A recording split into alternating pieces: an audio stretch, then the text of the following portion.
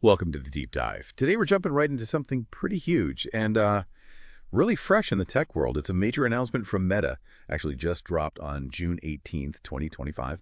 And look, this isn't just some minor tweak. This could fundamentally change how everyone really deals with video online. So yeah, get ready. It's a big one. Absolutely. And our mission here, with this deep dive is to really dig into what's important about Meta's big video rebrand. We want to help you understand not just what's happening, but maybe more importantly, why it matters, for users, for creators, and just the whole social media scene in general, kind of connecting those dots, getting past the headlines. Okay, yeah, let's unpack it then. The main thing, the big announcement, is just massive. Meta is basically putting all video content across their platforms under one name. Reels. Think about that. Before this, right, creators had this choice. If you wanted the algorithm to pick you up, you probably go for a short reel, usually under a minute. But if you had something longer, a more traditional video for friends or like a deeper story, that was a whole different thing. Different upload, different place. Yeah, it was kind of like two separate tracks for video. Exactly. And that's officially gone now. As of June 18th, 2025, the new deal is any video you upload, doesn't matter what it is. Could be a 30-second vertical clip, phone footage, or could be like a 20-minute documentary, landscape format, carefully edited. It automatically gets labeled as a reel. Wow. And Meta's reason, well, they say it's about making sharing simpler for users and for creators too. And maybe, the bigger picture is they want to seriously ramp up the importance of all video across their platforms. They're definitely betting big on video being central. Okay, but here's where it gets, well, honestly, a little confusing for me. They're calling everything Reels, fine. But there's this weird split.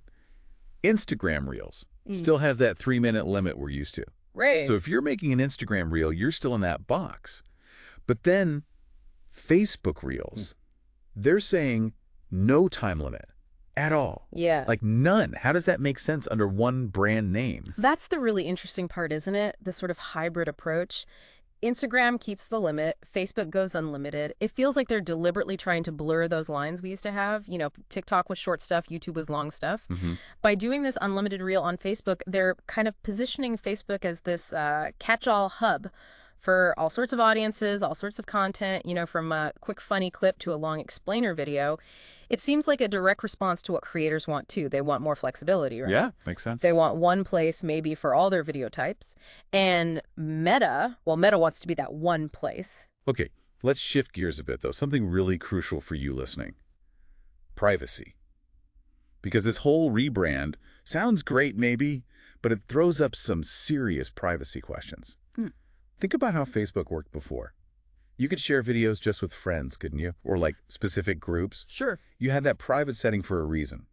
Family stuff, personal things, stuff you definitely didn't want out there for everyone. I'm already picturing trying to explain the new default to my less techie family members.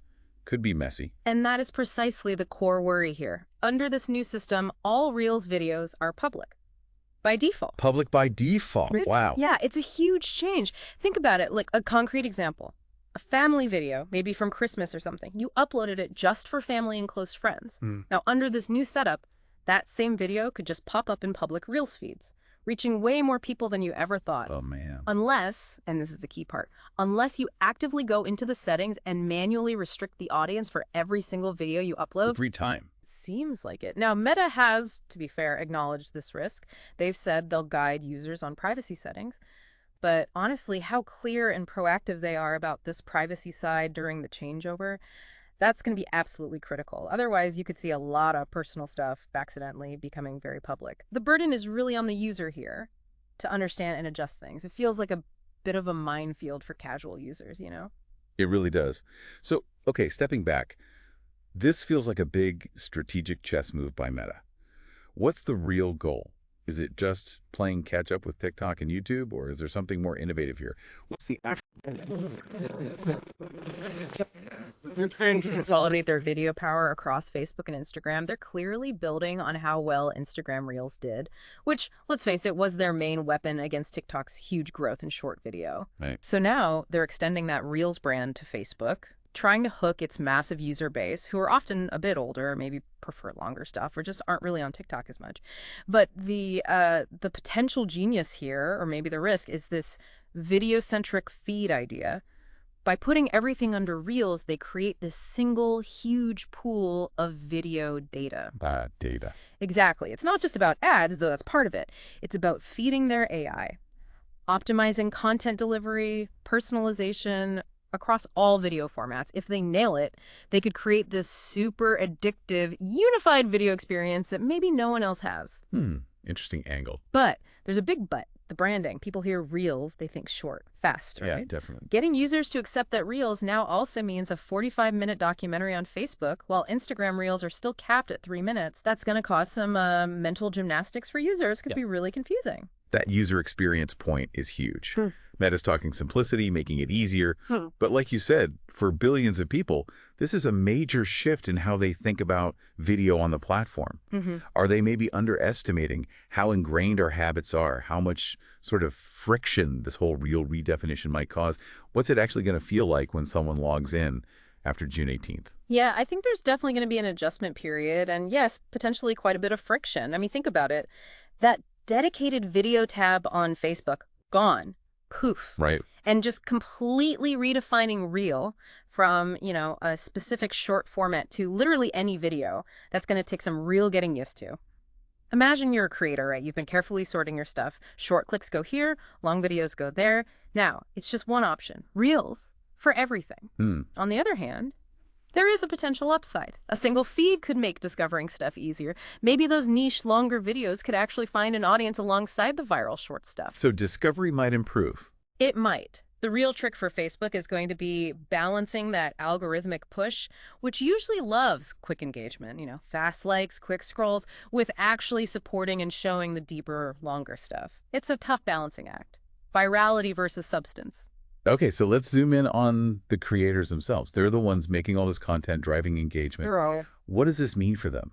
The good, the bad, the opportunities, the challenges. Well, for creators, there's definitely this new potential for what you might call format fluidity. Okay. Like imagine you could mix quick updates, maybe some behind-the-scenes bits, with a really detailed analysis or a full tutorial, all in one video, one vlog, let's say.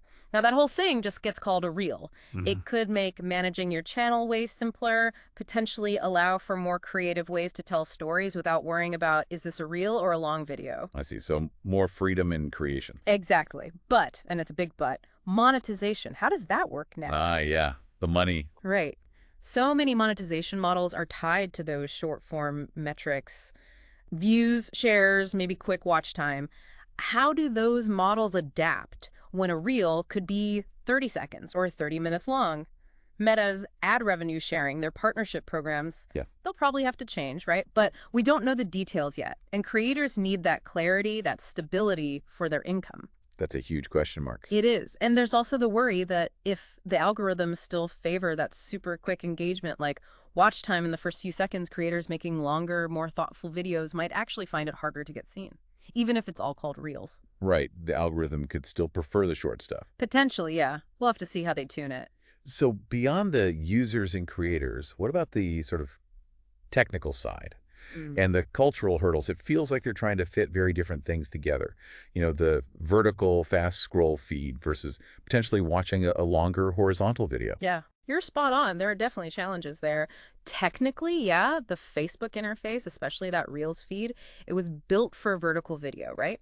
Scrolling quickly through short clips. Now it has to handle horizontal videos smoothly, maybe even mixed in the same feed. That's tricky. You could get annoying letterboxing, those black bars. Or they need really good dynamic scaling. If it's clunky, it could really mess up the viewing experience on mobile, make the feed feel inconsistent. And culturally. Culturally, there's a huge risk of just watering down what Reels even means. We spent years learning Reels, short, quick, vertical, thanks to Instagram, thanks to TikTok. Right. It's ingrained. Totally. So trying to teach billions of users, okay, now Reels means everything, short, long, vertical, horizontal. That's going to need super clear, super consistent messaging. It's like retraining a massive habit. A global habit. Exactly. And meanwhile, you can bet competitors like TikTok and YouTube are watching closely. Any confusion, any user frustration, they might just double down on what they do best. Short form for TikTok, long form for YouTube, and try to pull people away who don't like the new Meta system. So when you boil it all down, how big of a gamble is this for Meta? It feels like they're really pushing all their chips in on video, doesn't it? Oh, it's definitely a high-stakes bet. It's audacious, no doubt about it. Their big goal seems to be become the one platform, the single place you go for all kinds of video, whether you just want to kill time scrolling short clips or you want to sit down and watch something longer, more involved. The everything app for video. Kind of, yeah. But whether this incredibly ambitious plan works, that depends on a few really crucial things. How clearly do they communicate all these changes? How good and how easy to use are those privacy controls they're promising? And critically, can they make the algorithm fair? Can it actually support all these different kinds of content, long and short? Lots of ifs. Lots of ifs. The whole social media world, creators, users, everyone's going to be watching very closely over the next few months to see how this actually plays out. Ultimately, it comes down to whether users actually follow Meta down this new path. Does it make sense to them, or does it just create more confusion? That'll decide if the gamble pays off. Wow. What a fascinating deep dive into this huge shift from Meta.